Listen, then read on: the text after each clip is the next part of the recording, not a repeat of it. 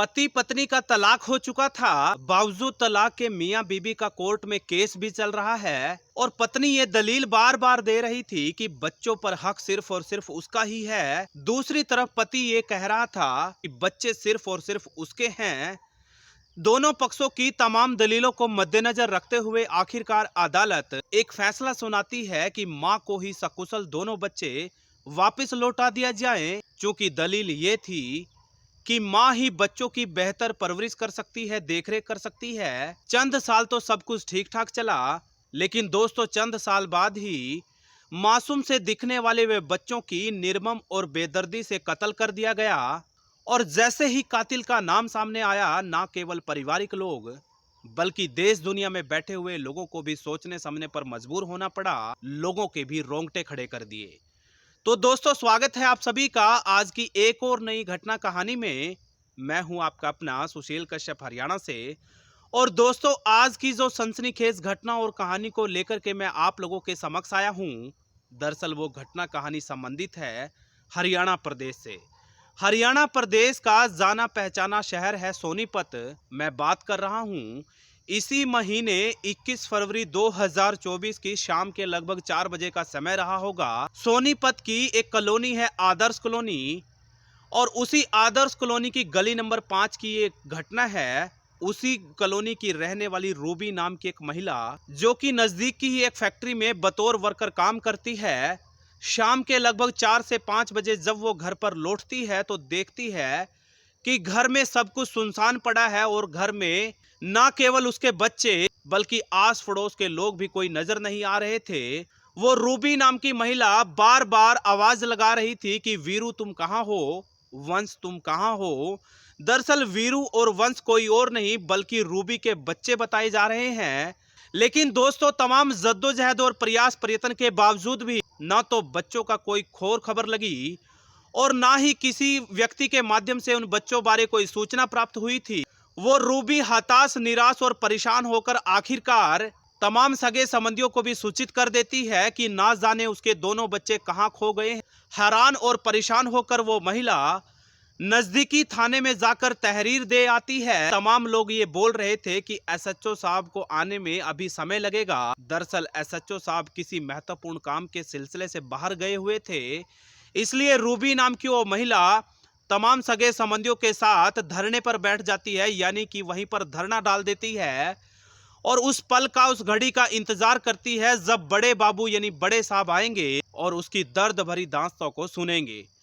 आखिरकार एसएचओ साहब आ जाते हैं और रूबी नाम की वो महिला रोते बिलखते एसएचओ साहब को अपनी दर्द भरी दास्तां सुनाने लगती है कि साहब जी मेरा नाम है रूबी और सन 2012 में उसकी राहुल नाम के एक व्यक्ति के साथ शादी हुई थी और शादी के 5 साल लगभग ठीक ठाक जिंदगी चलती रही। 2 बच्चे भी हो गए, लेकिन अचानक से क्या हुआ कुछ समझ ही नहीं आया और मियां बीबी का तलाक हो जाता है। तलाक के बावजूद भी दोनों का कोर्ट में केस चलता रहा, सिर्फ और सिर्फ इस बात को लेकर कि बच्चे आखिरकार मिलेंगे किसको। बहरहाल अदालत का फैसला आया कि बच्चों को मां को सौंप दिया जाए, क्योंकि मां ही उनकी बेहतर तरीके से परवरिश करेगी। लेकिन आज जब मैं अपने काम से घर लौटी तो मेरे बच्चों की कोई खोर खबर नहीं है। मैं बहुत ज्यादा परेशान हूं, निराश और हताश हूं। कुछ भी करिए, मेरे बच्चों को ढूंढ कर मुझे ला कर दीजिए। जब इस तरीके की बातें वो महिला रोते बिलखते तमाम अधिकारियों और कर्मचारियों के समक्ष बता रही थी, क्या तुम्हें किसी पर शक है? जब इस तरीके की बातें वो अधिकारी करते हैं तो रूबी बोलती है कि साहब जी हो ना हो, मेरे पति राहुल ने ही बच्चों को गुम किया होगा। कहीं ना कहीं राहुल की खोजबीन को बड़ी संजीदगी और तत्परता से शुरू कर दिया जाता है। एक टीम का गठन कर जब राहुल की खोजबीन शुरू की जाती है तो आखिरकार राहुल को कस्टडी में लेकर पहले प्यार से और फिर सख्ती से जब पुलिस अपने तरीके से पूछताछ को शुरू करती है तो राहुल स्पष्ट लहजे में बोलता है कि साहब जी मैं अपने बच्चों से बेइंतहा मोहब्बत और लगाव किया करता था, भला मैं उनको गुम कैसे कर सकता हूँ। मेरी तो जान ही उनमें बसती थी, मैंने तो उनको पाने के लिए क्या कुछ नहीं किया, लेकिन मेरी ही किस्मत खराब थी जो मेरे बच्चे मुझे नहीं मिले। जब इस तरीके की बातें राहुल करता है तो तमाम अधिकारी भी ये समझने और जानने में ज्यादा समय नहीं लगाते कि राहुल का शायद इस पूरी घटना कहानी में कोई हाथ नहीं है।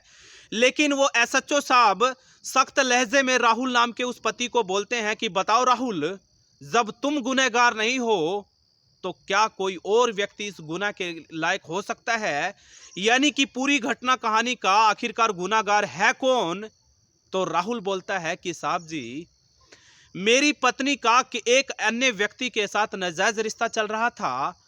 उसका नाम है नितिन, जो कि नजदीक की ही कॉलोनी में रहता है। मूल रूप से दरअसल नितिन उत्तर प्रदेश के जिला बागपत के ग्रामीण इलाके का रहने वाला था और उसी प्रेम प्रसंग के चलते मेरा और मेरे पत्नी का तलाक हो चुका है। और कहीं ना कहीं जो जांच दल था वो राहुल और नितिन की सीडीआर रिपोर्ट को खंगालने लगा। राहुल की सीडीआर रिपोर्ट से यह स्पष्ट हो चुका था कि राहुल का पूरी घटना कहानी के पीछे रत्ती भर भी हाथ नहीं है। लेकिन जैसे ही पुलिस उस नितिन नाम के शख्स की सीडीआर को खंगालने लगी तो उसको समझने और जानने में रत्ती भर का भी समय नहीं लगा कि नितिन ने ना जाने कितनी बार कितने लंबे लंबे अरसे तक रूबी नाम की उस महिला के साथ बात की थी। लगातार बार बार आए दिन नितिन उस रूबी से बात किया करता था। और जब नितिन को कस्टडी में लेकर तमाम अधिकारी सख्ती से पूछताछ करते हैं तो नितिन तोते की तरह एक एक खुलासे करने लगता है कि साहब जी, मुझे माफ कर दीजिए, इस पूरी घटना कहानी की पटकथा लिखने वाला कोई और नहीं बल्कि मैं ही हूं। और साथ ही ये कबूल करता है कि मैं रूबी से बेइंतहा मोहब्बत और लगाव किया करता था, क्योंकि रूबी दिखने और देखने में इतनी ज्यादा खूबसूरत थी कि वो पहली ही नजर में उसको दिल दे बैठा। उसको हासिल करने के लिए कुछ भी कर गुजरने को तैयार रहता था। दोस्तों, आपकी जानकारी के लिए यह भी बताता चलूं कि नितिन भले ही रूबी से बेइंतहा मोहब्बत और लगाव करता हो, लेकिन उसकी तुलना में रूबी के बच्चों से वो उतनी ही ज्यादा ईर्ष्या किया करता था।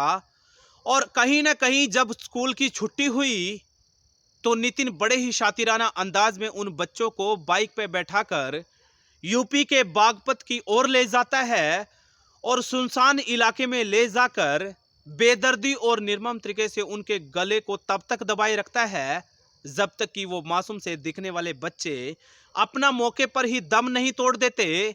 और जैसे ही उसको लगा कि वो अपने मंसूबों में कामयाब हो गया तो बड़े ही चालाकी और चतुराई से वहां से निकल गया, रफू चक्कर हो गया। और नितिन ने भी कभी सोचा नहीं था कि वो कभी पुलिस के हाथ लगेगा। यानी कि सिर्फ और सिर्फ उसने ये समझा था, सोचा था कि ना तो कभी पूरी घटना कहानी का खुलासा होगा, ना ही कभी वो पुलिस की जकड़ में आएगा। लेकिन दोस्तों, वो कहते हैं ना, मुजरिम चाहे कितना ही शातिर क्यों ना हो, कितने ही शातिराना अंदाज में वो अपनी घटना कहानी को अंजाम क्यों ना दे दे, लेकिन जो कानून होता है उसके जो हाथ होते हैं वो बहुत बड़े होते हैं, जिसकी जकड़ में आखिरकार मुजरिमों को आना ही पड़ता है। एक छोटी सी गलती नितिन नाम के उस कुख्यात अपराधी को ले डूबी। बहरहाल दोस्तों, इस पूरी घटना कहानी को मद्देनजर रखते हुए मामला तो पहले ही दर्ज हो चुका था। तमाम संगीन धाराओं को बहरहाल इस पूरी घटना कहानी में जोड़ दिया गया है। जल्द से जल्द नितिन को सलाखों की काल कोठरी में डाल दिया जाएगा। उम्मीद और आस की जा रही है कि बची खुशी जिंदगी नितिन नाम के उस अपराधी को सलाखों की काल कोठरी में बैठकर गुजारनी पड़ेगी। उसी सलाखों की काल कोठरी में बैठकर नितिन को अपने किए काले कारनामों का पछतावा करना होगा। तो दोस्तों, ये थी आज की हमारी घटना कहानी। आप लोगों को कैसी लगी जरूर बताइएगा। आपको जाते जाते ये भी बता दूं कि इस तरीके की घटना कहानी को सुनाकर के हमारा मकसद किसी का दिल दुखाना नहीं है, ना ही किसी को परेशान करना है, बल्कि सिर्फ और सिर्फ हमारा मकसद आप लोगों को जागरूक करना है, सचेत करना है। क्योंकि साथियों, जागरूकता में ही भलाई है, जागरूकता में ही बचाव है। यदि वीडियो अच्छा लगा तो सब्सक्राइब कर लेना, हमारी इस YouTube फैमिली के साथ जुड़ जाना।